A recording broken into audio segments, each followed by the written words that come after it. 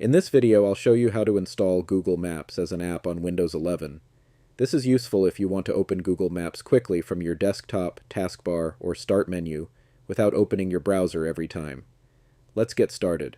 First, open Google Chrome on your computer, then go to Google and search for Google Maps. Click on the official Google Maps website. You can also go directly to maps.google.com. Once Google Maps opens, make sure it is working properly in your browser. Now, to install it as an app, click the three dots in the top right corner of Google Chrome. From the menu, go to Cast, Save, and Share. Then click Install Page as App. A small window will appear, asking you to confirm the installation. You can keep the name as Google Maps, then click Install. Google Maps will now open in its own separate app window. As you can see, it looks and works like a normal Windows app. You can now close your browser, and Google Maps will still stay open in its own window. To open it again later, click the Start menu and search for Google Maps. You can also right-click it and pin it to the taskbar or Start menu for faster access.